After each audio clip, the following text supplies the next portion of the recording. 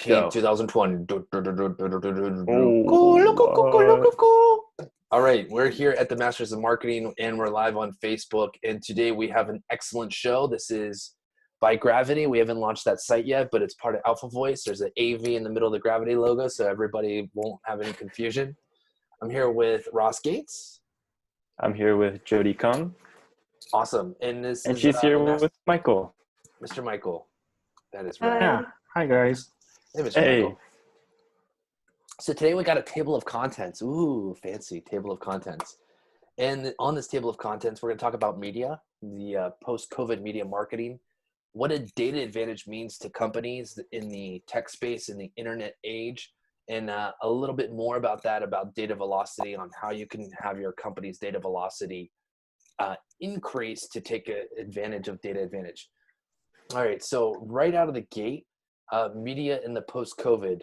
I had a slide here. Oh, cool. Before we talk about that, media, we start with a quote. Decline of media. So this famous investor, Josh Ellman, comes in and he says in this one tweet over here, I'm going to bring this tweet up in a second. Boom. He says in this tweet, the media business is in a real pickle right now. Audience and attention are at all-time highs and advertising is falling to record lows. For print, this means that there's less advertisers and there's way more content creation. And I'm not going to go and read the whole entire thing, but he said that the winners are the ones that have high caliber, highly produced video on the shelves. They're bringing it off the shelves. They're putting it into streaming as an all-time high. Podcasting is linearly climbing. And that if you want to win in media, you have to have high quality video because everybody is watching high quality video right now. This means the Hulus, the Disney Pluses, the Netflixes, the Amazon Primes with all of their streaming services are crushing it right now. And so if you want to crush it too as a business and in media, there's never been a better time to promote your media because consumers of content are crazy hungry. And if you already have the chops to do video and you are ready to go with video production and you're able to put out high quality video in a quarantine shelter in place, video in place, if you got the chops to do that, you're going to win. Also, advertising dollars are dropping like hotcakes. Everybody's cutting their advertising budget.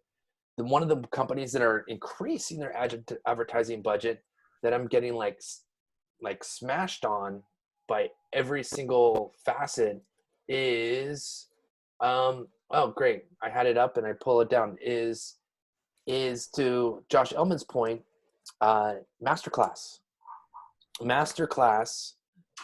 has been crushing it in the space in terms of the content that they have pushed out. It matches all the categories of what they're talking about. They're talking about high quality content that's on the shelves, and Masterclass is destroying it right now. He is intensely retargeting.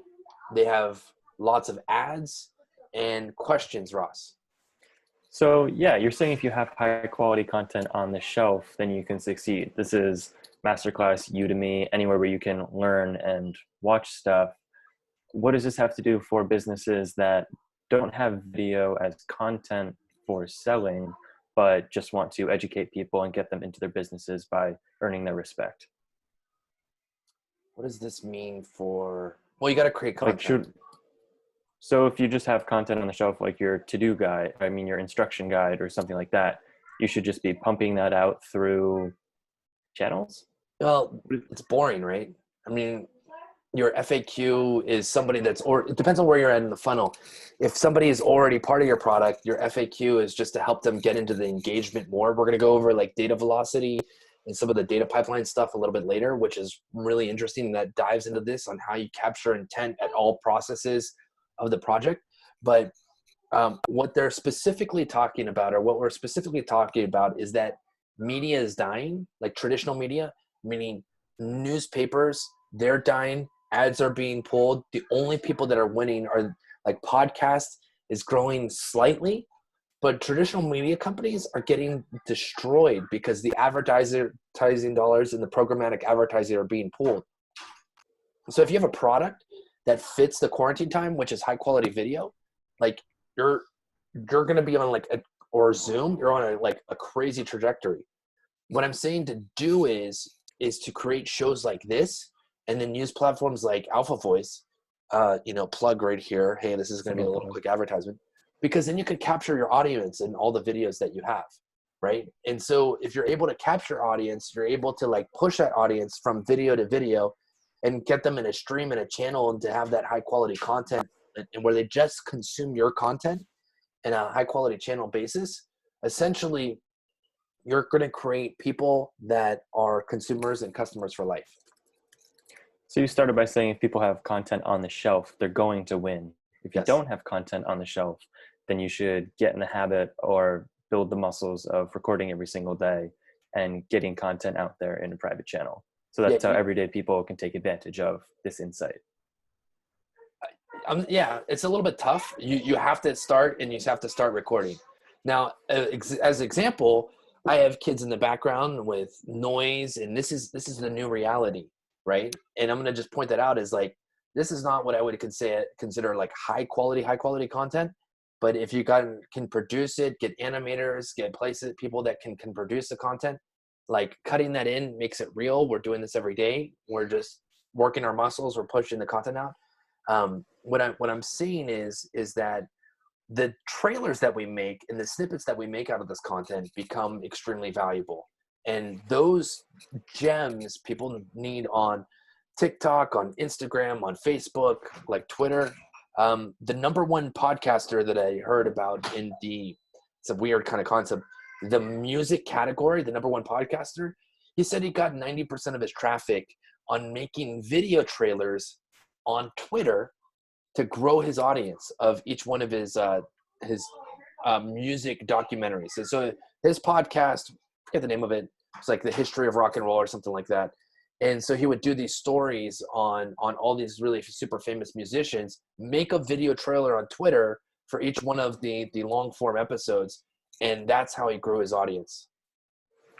For sure. And we've seen that as well, where recording interviews previously, you'd take the 5 most controversial things that someone could possibly say, clip that one little clip, put it at the front of a short segment and pump it out there. And then everyone wants to watch the entire episode to see what in context would make them say something so controversial. Yeah. So I think the controversial thing here is that that newspapers are dying, journalism's dying even more, because nobody's advertising, because nobody can go out and buy things. So everybody's kind of like saving their chips and trying to figure out a new way to spend their advertising dollars. Amazon's winning. Walmart is winning. Costco is winning. You're talking about large bulk suppliers who have commoditized prices on standardized goods. So any like high level goods are not being bought right now, because I'm having a conversation with a wife. She's just like, oh, I love this dress. I don't know if I'm going to be able to wear it out anywhere in the next 3 to 4 months. So I'm not buying that. There's a lot of other people thinking that way too. Smart. Yeah, it is. Cool. Cool, Brian. What's next? All right. That was media. Cool. The next one, core values. This is the funny thing. I love, because this is like a camera, and like this talks about data velocity, and then you have like Instagram. If we have data, and we'll start with a quote. If we have data, let's use data. If we have opinions, let's use mine.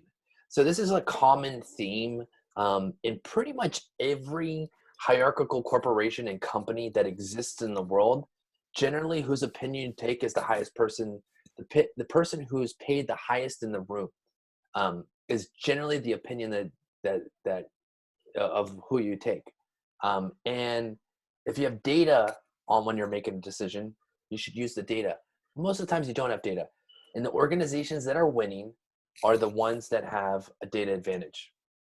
So we talked yesterday about a lot about like Salesforce and these large organizations who essentially are commodities now, right? Cloud computing is a commodity, cloud storage is a commodity, CRMs are a commodity, but what keeps a company locked in and valuable is their data advantage and their network advantage. When you have a network advantage, like Salesforce has all those different plugins, you have essentially a data advantage. You understand the data that's flowing in and out of all of your different processes. And so this is what companies use and how they use it to basically become the most powerful companies in the world. You think about the Googles, the Facebooks, they changed the election, the Twitters that are changing the discourse of everything and how we communicate. The crash of journalism is solely based, not solely, mostly based on Google and Facebook and Twitter. And so you're destroying and ripping apart whole entire industries, and they win because of a data advantage. So let's talk about the data advantage loop before we go into specific examples, right? And so when you talk about a data advantage, it's basically at all parts of the life cycle of the customer, right? So what data do you use to acquire a user? What channels are you using? What messages are you using? What determines the intent? And I think this is why the best example that I have of this is Google and Google AdWords. It is the perfect data advantage. Every time I go in and I start to type something, anything in pretty much Chrome now, like data advantage. Let's see what happens. I was looking for a quote before, but they know what my intent is. So if I'm looking to buy data, buy lead data, right? They're going to serve me ads because my intent is to purchase and they want to know my location even. How crazy is that? So they can charge more for ads when people that are in certain locations. The amount of data that they have in every single keystroke that I place into Google, essentially I get start to be put into their algorithm, and a buyer prospect and a buyer persona is being created upon me from every single keystroke. These ads here, like people can be paying anywhere from, let's see, lead generation, $12 a click. So if I click on this ad, if this is considered part of the lead generation category, or buy lead data, $19.94 for that click. That's how Google makes its money. They get so much data that it doesn't matter at this point if there's a better search engine or not a better search engine. They've got so much information that they're inherently locked in to be this best search engine. Because if I go to Bing, let's go to Bing. I don't even remember how to spell Bing. And buy leads now, they don't have as many ads. Oh, actually they do. They have even more ads. Look at that. But then you get down to Fuelsy, you get down to the organic content here. But you're talking about like 0.1% the amount of searches and the amount of data that Google has. And because they have that data advantage, they know which ads to serve, they know which organic pages to serve, they have a locked in data advantage. So the key to this, and when we're talking about marketing, is if you don't have as much data and as much velocity as your competition, you're going to lose when you start talking about each one of these experiences and on the experience as a whole. So like, for example, acquisition, after I think like your fourth or fifth like largest spend in a commoditized company or a past product market fit is in marketing. And so the more that you spend on marketing, the more data that you get in acquiring and understanding not only the channel, but the message and the intent of the information that you're putting out there to then define your audience. And then the second piece of it is the onboarding and personalization. So if you take like a traditional company, like a newspaper, you have people on the phone using calling lists. They're using calling lists based on zip codes. So there's like the basic information that they have is, oh, you live in an area, so you're going to like this newspaper. But what about like the onboarding and personalization? There's nothing, right? the onboarding and personalization that's associated with Google is like, once I create an account or I use Chrome, they're tracking all of the information about me forever. Now, what's interesting is Ross, if you type in buy lead data, your experience is going to be like not completely different, but it's going to be different than my experience based upon location, based upon past search history, based upon what you click on, based upon other pages that you've visited, what you've searched for in the past, your age group, all kinds of information that they're going to basically personalize the experience for you so that you have a better search experience. I have a couple questions. Yes, sir. So you say the more you spend on ads, the better data advantage you'll get. Can you describe this for something like Monday.com spends $6 million a month on ads? I know, that's crazy. What is the data advantage that they're getting? Just who's going to buy their product? The data advantage that they're getting. So embedded in, let's just take one of the channels. Let's just take YouTube. And I got retargeted for like 6 or 7 months on YouTube for Monday.com. And what ends up happening is you put in pixels and tracking all along your customer journey. So if you start to associate a dollar amount for each particular action you do in the funnel. So for, let's say somebody watches a YouTube ad, that impression of watching the YouTube ad is worth a couple pennies to you. That's not worth a lot. The next step in the intent journey or the customer journey is that they click on to learn more information. Maybe that click is worth $1 or $2. In the case of this leads one, it's worth $19. Now, as you get clicks and you get people further down the process, what you do to send the information back to the ad systems like YouTube is that you start to add a dollar amount, right? So then when you get all the way down and you sign up, maybe that's worth $100 to you. Maybe that's worth $200 to you. When you get all the way down to adding your team or inviting your team, and you add 20 members right off the bat, Google's you're feeding that information back into YouTube. That's creating a persona profile about Ross Gates going through the Monday.com. And so the more money that you spend, the more value that you can get to the persona mappings that you can have. Okay, so let me say it this way. A customer that uses 1 license versus a customer who uses 20 licenses, what would you like more customers of? The one that uses 20 license. Right. When you start to map the persona, the demographic, the age group, the background, the websites that people go to that uses 20 licenses, Google embeds it in their algorithm. So the more you spend on the top of the funnel, and as it funnels down, the more data that you get about the people that end up executing on 20 licenses. And then you pixelate that. It's not just the information you're getting on the people you directly target to, but you're taking advantage of Google's data advantage by helping them use their data to get your best audience. Absolutely. And so, yes. And so when you pixel it in the correct way for YouTube, and when somebody logs in, and you can say, oh, this individual like is worth $2,000 a month. Let's say it's $100 per license and 20 people, $2,000 a month. And you say $2,000 a month, $24,000 a year, and you're pixeling your current customers. It starts to create an algorithm, and it starts to create a profile within YouTube to then understand who within YouTube are your best customers.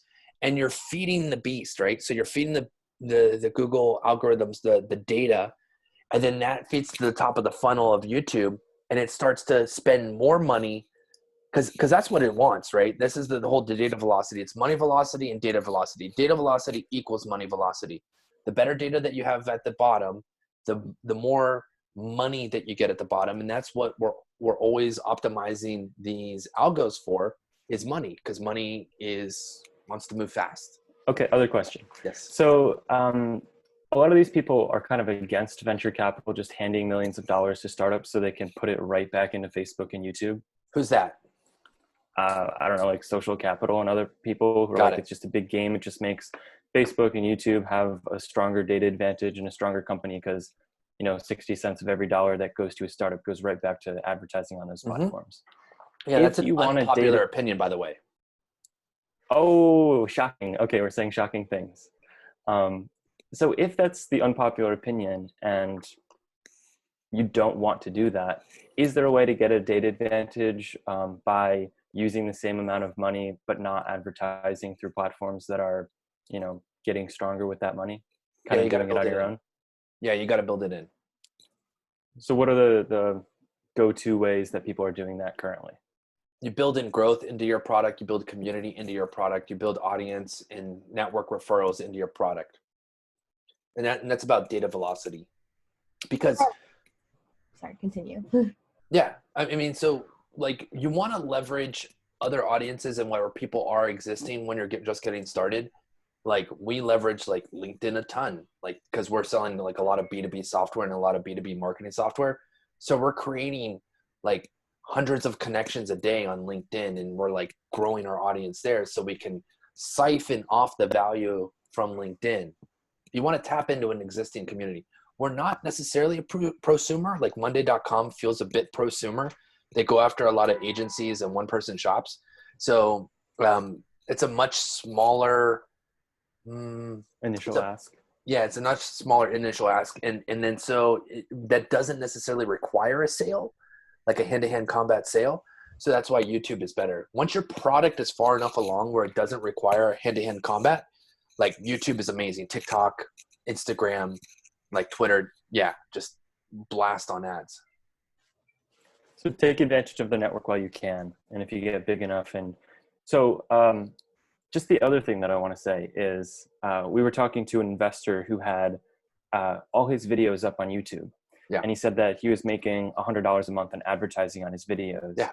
And then he's like, I just turned all my advertising off because the fact that I'm making money on those advertisements means that people are clicking on the advertisements on my video, means that YouTube is showing them something that's as good or better than my content, that's drawing them away from my channel. And really what I want them is to watch my videos on my channel. Correct. So it's worth $100 to me to pay $100 to not get that ad money to get more views. What's your opinion on that and having your own video channel and kind of like... This is a layup, alley oop. I mean, and that's why we built the whole video thing into Alpha Voice, right? Is to have your own Netflix style interface on your whole like channel for your own brand. The hard part about that is there's a lot of hard parts about it. First hard part is YouTube is the second biggest search engine in the world. Mm-hmm. So you get a lot of discovery from YouTube, but you can do things like trailers. You don't have to put all your long form content on there. You can put trailer content. I mean, I think that's what the social platforms are best at. They're optimizing their algorithms for streaming. It's not 100% catching on, but we're doing it because you get a lot of like a lot of reach in the algos, right? Because you get a lot of reach in the algos, they prioritize that because they want this like ephemeral feeling or this fear of missing out embedded on their platform. YouTube does that, but really the power of YouTube is the SEO that you get out of it. It's amazing. But what you're giving up in discovery, you're not going to get in terms of like long-term audience value. So what you need to do is put exclusive content on an Alpha Voice, on a Wistia, on a Vimeo, where you control the whole experience and you can control the whole entire channel. Because otherwise you just have a leaky funnel. But put your trailers on YouTube to take advantage of the free publicity and SEO. Yes, sir. Okay, Brian, what's next? Okay, so the next step in there is the places where you need to look at in terms of how you take care of a data advantage, right? The onboarding process, personalization, and defining and determining needs. So another thing that we talked about yesterday is like, what types of things can you add on to a commodity product to really understand and determine the needs? It's really about in the onboarding experience. My favorite onboarding experience ever is the Luminosity onboarding experience, where it starts to categorize and put information about how you want to grow your IQ in your brain, in your memory, cognition, and functions. And sometimes I listen to these recordings and I think that I need more luminosity in my life, but that's a joke. Anyways, so the onboarding experience is very important to really personalize and understand what kind of category that the individual flows into, and do you want more of those customers or less of those customers, and how valuable is that customer that you just onboarded. This is another way that you can start to train the advertising algorithms, because as a person starts to flow into an onboarding experience and they self-categorize as part of a large company, a small company, ready to buy today, somebody that needs to budget approval for their purchase process, you can start to kind of categorize the amount and value right in the onboarding experience as well. So these are the things that you want to leverage external advertising platforms for, to take advantage of their network advantage. When we start to get into the experiment and the engage side of this cycle, what you're really doing is starting to build your own network, right? So people are on your platform, they're on your product, they're engaging with it, they're experimenting with it. You know, example of not understanding engagement is a newspaper again, right? When you give somebody a newspaper, you don't understand what page they looked at, why they bought a newspaper, how much time they spent on each page. Were they looking at the sports section? Were they looking at the finance section? Were they looking at world news? Were they looking at the front page? You have no idea, right? You don't understand the engagement. So you really don't understand the triggers and signals that the user is giving you. Now with things like Google Analytics, Mixpanel, Optimizely, like when you go to a site like, I'm just gonna, this is always in the zeitgeist for me. When you go to a site like Medium and you go to this, culture or, oh, right, they don't do that. Let's see, popular on Medium. Cool. Every time I click on any one of these pages and I understand how long I'm on this page, that data is being recorded, right? So this even right here, it's telling me that this is a 6-minute read. So I can know to the reader, oh, am I a 6-minute reader or am I a 15-minute reader?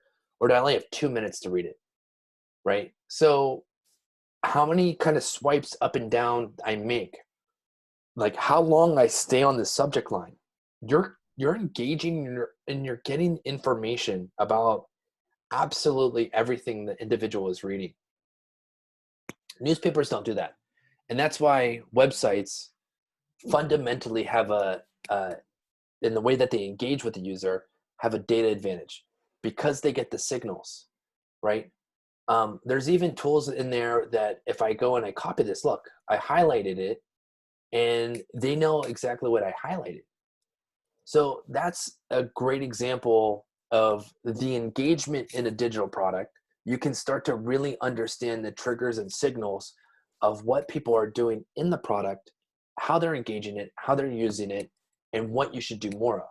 So if 90% of the people that come here start to go, nationwide student debt crisis will finally abate higher education as education begins to move online, and that's a high topic, then that information they should give to the writer, they should give to the publication or the people that are writing, that maybe they should build a whole entire article about this particular topic. And that's and because so many people shared that information, that next article kind of gets that feedback loop going of creating a more viral loop in a viral cycle. So question. Yeah. With Google Analytics, using it seems to get everything into an aggregate, like this is how much time all these people spent on it. Is there, you mentioned Optimizely, you mentioned some other tools. Yes. Is there a best tool for, this is one user of my product and this is everything that one user does? Is that Intercom, Drift? So out of the box, there's varying levels of like advancement, right? So Google Analytics is like, how much time does somebody sit on the page? What personas? They do give you a lot of data around the individuals, demographics about the individuals. So you can start to cut down per page and the demographics that read per particular page. They won't give you down to the individual user. Mixpanel then gives you down to the individual user. a mixed panel can get very, very expensive. But if this is part of the core processing of your company and it's like in your medium, like a mixed panel is a great option. But medium, and you get to a certain threshold where maybe you're like 100-person company or something like that, where you're going to need a 4 to 6 person growth team and data team that you're going to have to just build it right out of the, like, there's nothing out of the box that can get down to the granularity of something like that, like Medium's doing, or like time hovering, or which words are being shared, right? So you can even get down to like the sentiment analysis of the words that are being shared in the sentiment score.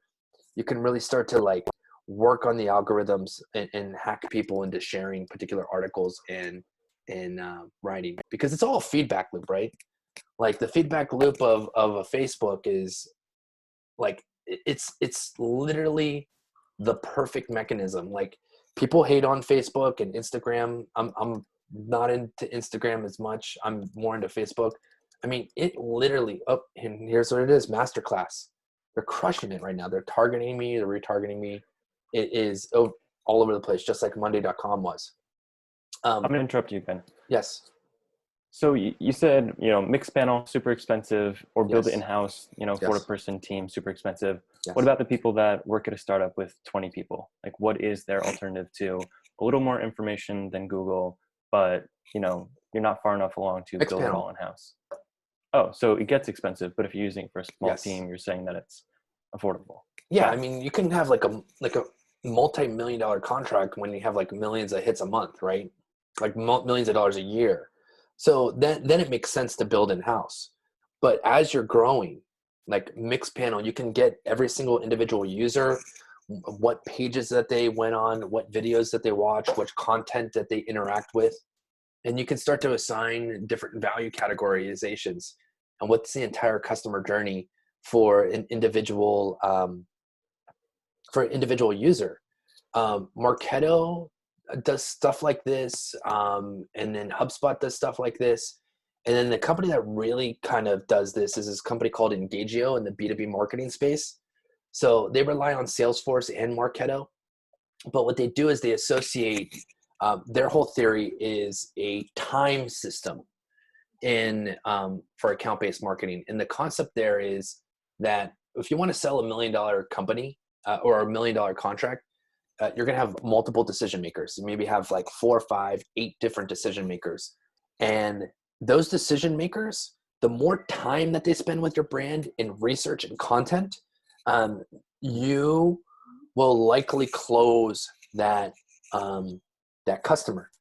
So what they basically do is they identify all of the 4 to 8 different decision makers, and they start to accumulate time, and they understand which particular individual that they need to spend more time with, either like on the phone, in a Zoom webinar, with a presentation, or just feeding them content, right? And so it's a really interesting and smart concept where you can start to granularize.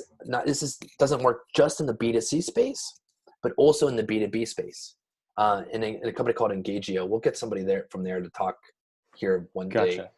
Yeah. And you're saying there that incorporates more than just your website visits. I'm guessing you also have to hook Zoom, hook up all of the other places where you're contacting them, and Yes, it sir. automatically feeds in the data? Yeah, it feeds it back into Salesforce, and then creates their Engagio's metric is time. So if they download a white paper, that might be like 10 minutes, right? If they read this Random article. side question. Yes.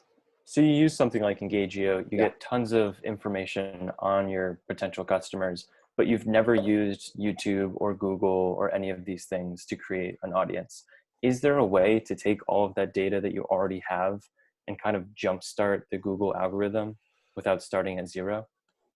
Yeah, you have to pixelate your internal pages and start saying this persona, and the answer is yes. I haven't done it on YouTube. I have done it for DoubleClick, Google's programmatic ad engine. And what you do is you price all of your emails. You give them your emails and you pixelate the customers when they log in, and what's the revenue value associated with that user.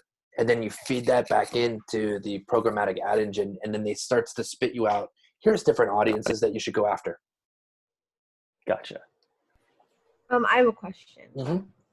So I watched this YouTuber who promotes the use of like VPNs, and I feel like it's a great way to like protect your data. So what is your opinion like on customers using VPNs to protect to like be more private about their data, and like how that would affect the company? You're going to lose. Who's going to lose in that sentence? The user, the customer, the consumer. You're done. We've lost. That battle's over. Mm-hmm. It's a fake battle. Like, that's my opinion. My opinion is like, Apple is winning like for privacy, and they do some interesting stuff around privacy, but Google has more data than enough data. They own Chrome. They track everything that you do on Chrome. And if you think like the incognito thing actually works, it's BS. They connect the cookies as soon as you go from, Michael says use Firefox. Firefox, okay, yeah, you can use Firefox, like, but not a lot of people do. That's funny. Yeah, Google has all the data. Google, I'm not going to get into the political stuff around it, but they're backed early on by a lot of like companies that want data in the government, and they basically sell that data. Facebook sells their data. Facebook sells their data to Palantir. Palantir is Peter Thiel. Peter Thiel is, Palantir is basically backed by a lot of governmental organizations. Yeah, your data is not yours. If you think it is, it's wrong. So the problem really comes into a litigious one with the terms of service. If you read all of the terms of services that you sign every year, it would take you about 23 years every year to read all the terms of service. It's just not practical or possible to read the terms of service that you sign at the bottom of pages. And so they own your data. And so if you're like thinking like privacy first, it's just not the world that we can we blame Google? Michael says we can blame Google after moving from Google App Store. No, I can blame Google now. They know it. It's the deal that you make, right? That's like you're dealing. They're the best, right? They have like the best engineers. All the best engineers go retire at Google, and they make really solid products, and their quality of their products is amazing. Now I use Google search every day. But if I wanted to be private, I would not open a computer. That's why you have those pigeons? Exactly. I'm presenting in front of a large audience. Okay, so let's give some examples of well-known data advantages, the winners and losers. Data winners, Airbnb.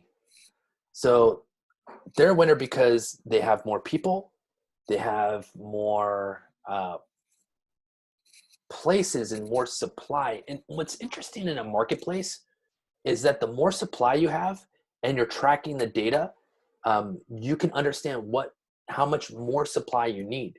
And when you have a marketplace, like it's the crazy in the amount of the data that you get. So the losers are the hotels, right? Because they don't know how, like they're not well equipped. The franchise model, the franchisor franchisee model of hotels is really interesting. And it was a way to expand quickly, but the fragmented nature of a Hilton, of a Marriott, they didn't aggregate the data in a way that they were able to take advantage of these natural advantages and the data advantage. While Airbnb can, because it was built from data from the ground up, on a hotel or their competitor VRBO, who didn't start as like a data and a security company, first, they kind of implemented that in later. They're just behind the curve. And so that's why Airbnb is going to win versus hotels and VRBO.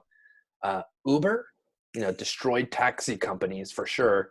And they're probably, this is kind of like Uber and Lyft are like the Coke and Pepsi.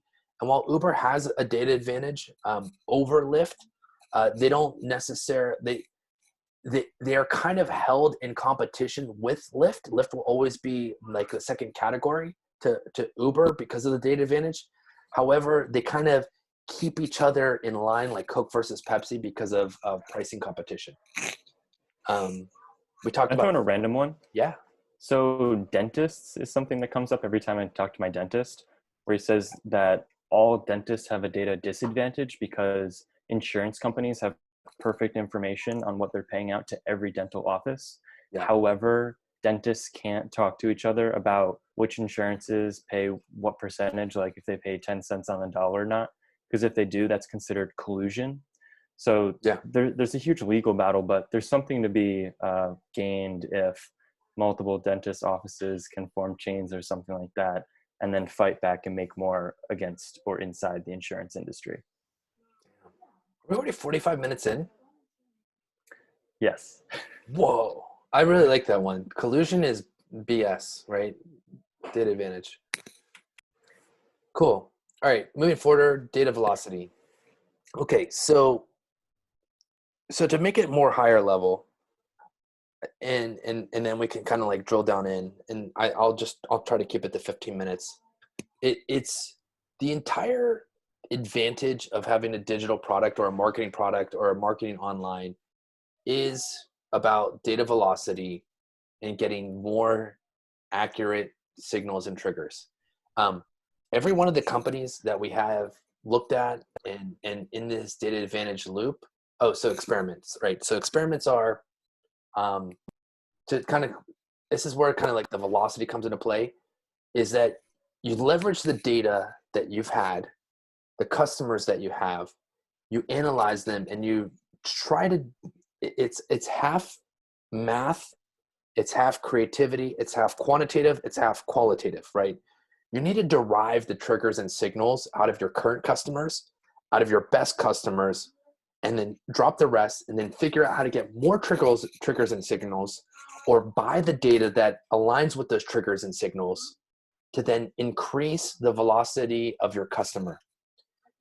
Sometimes you can think of it as like, a pregnant customer, right? So people that have the attention, the interest, the desire, and the ability to act. So they're highly motivated customers. That's what you're doing. Otherwise, you're spending money on education. And education is very expensive.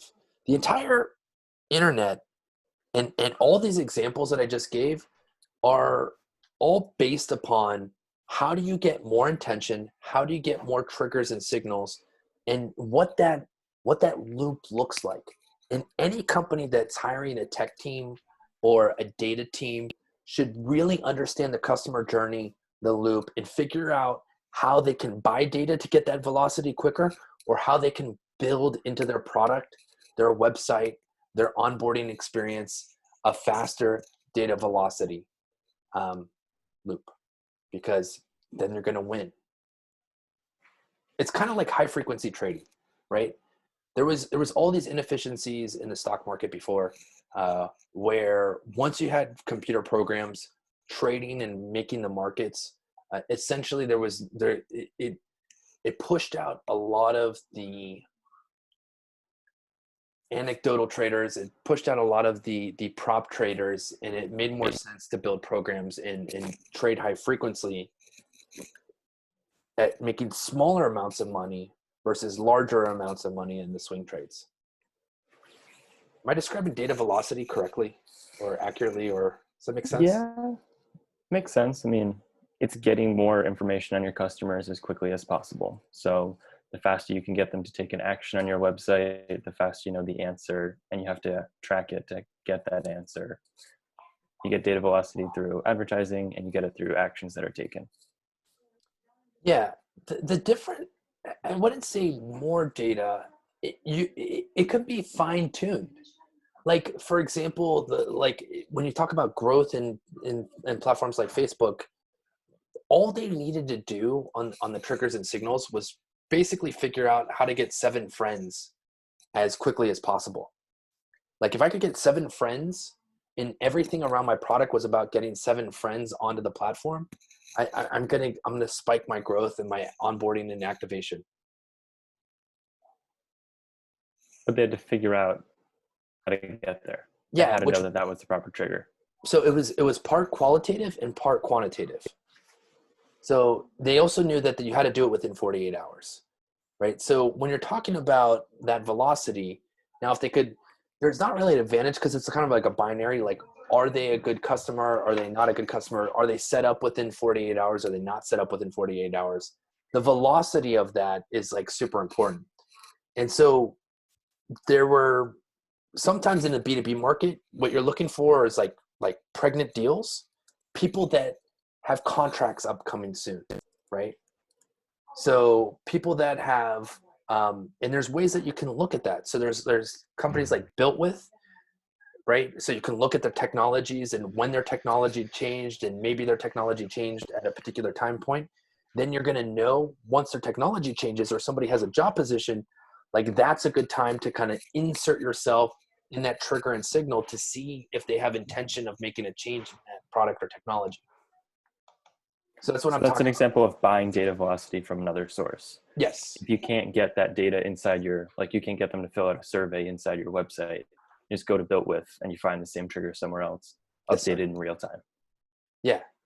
And then you can work with a data scientist or a scraper or growth hackers like us, and then you build that signal into your product, right? Over time, you want to have that data to a point where it's so fine-tuned and you understand your customer so well that every time somebody changes from a VP of sales from one company to another, we're sending them an automated email. Here's a free tool. Here's a guide. I see that you haven't been a VP of sales before. Here's our masters of marketing. Here's a guidebook by a VP of sales. Congratulations on your new role. Congratulations on your promotion. I see you've never been a VP of sales before. Here's your handbook. Here's your guidebook. We'd love to help you with data. So it seems like there's 3 parts to data velocity. One is figuring out if the person's a good customer by the actions that they take on your website and the speed at which they take them. 2, figuring out if you have a good website by the actions and speed that people take them. Because it might not be that they're a bad customer, it might just be that your website is broken and no one knows how to take that action. Mm-hmm. And 3 is having data as fast as possible so that you can respond before your competition and you can win that lead inside your industry. Yeah. And you can build these things in too. So you can build in there's like NPS score tools like Qualaroo and stuff like that people can kind of gauge how well that they're doing. But really the key thing is creating your product or your service as a habit that people are continually coming back.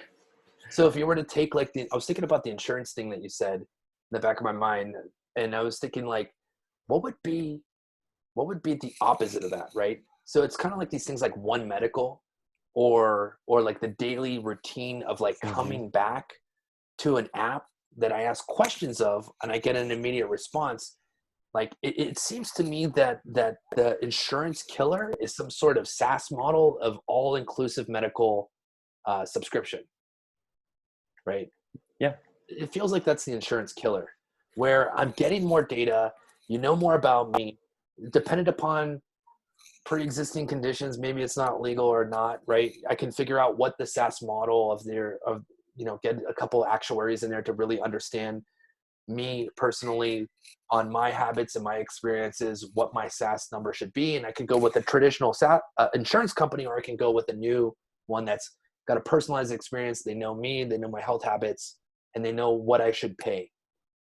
For sure. One Medical is great for that. Instead of going for a checkup and having them say, okay, the first 20 minutes is just us telling you or you telling us about your life.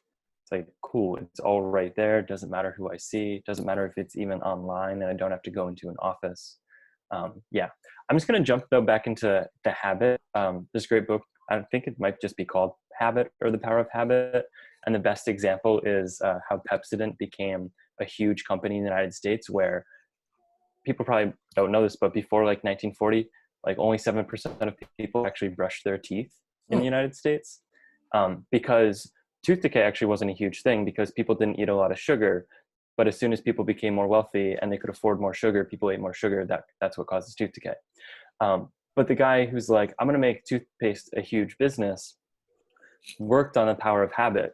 And all of his campaigns and slogans were just like, hey, you ever like run your tongue across your teeth and like, felt a film on your teeth? Like, let's get that away. Let's make you look pretty.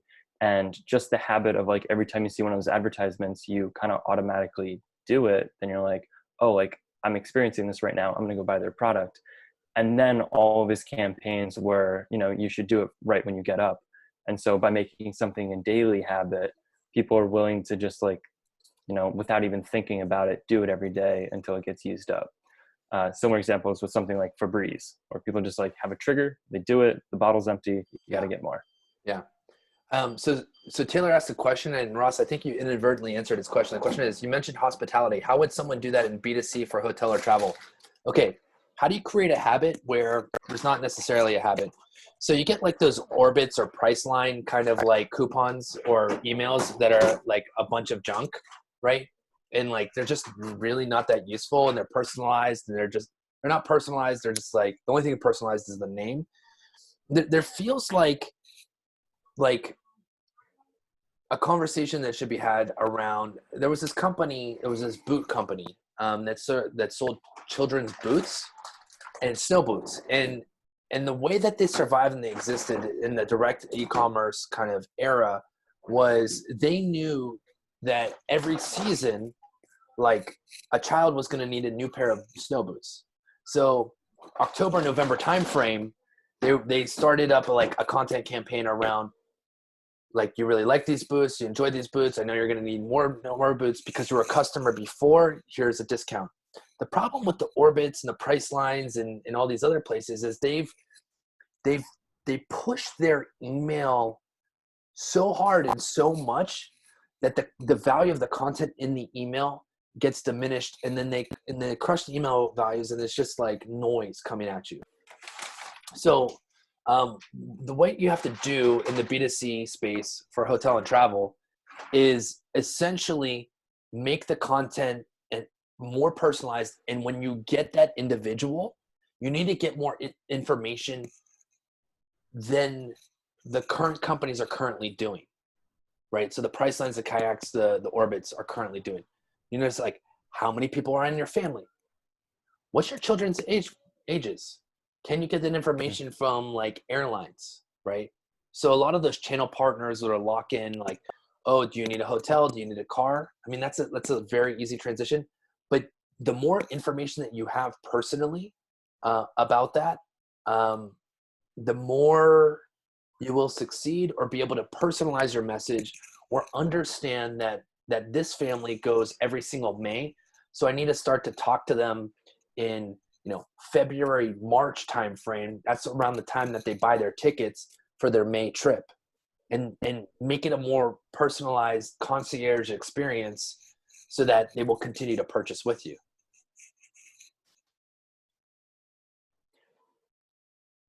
So that's more data, more experienced. Was there anything in there about habits, about like getting someone to come back to Priceline every day?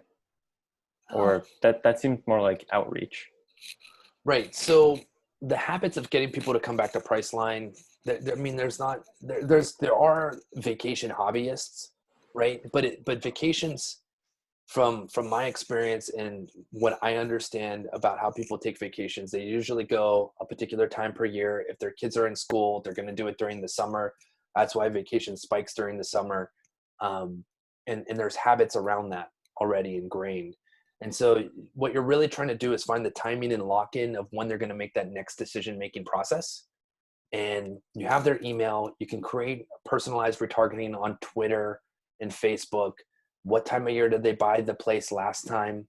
Target them, retarget them, target their friends, target people that have taken pictures on that Instagram of that location in the past. So geolocation of particular pictures and areas.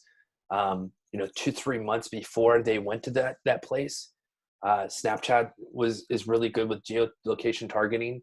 A couple years ago, I haven't tested that in a while, but I know Instagram and Facebook definitely have that. So if you've ever taken pictures or they've ever talked about this particular topic, when did they do it, understanding the date timeframes, you're getting into really complicated, and sometimes there's not enough juice to squeeze there. but that's how it is. I would start to look at the problem. Gotcha. Any other questions or comments?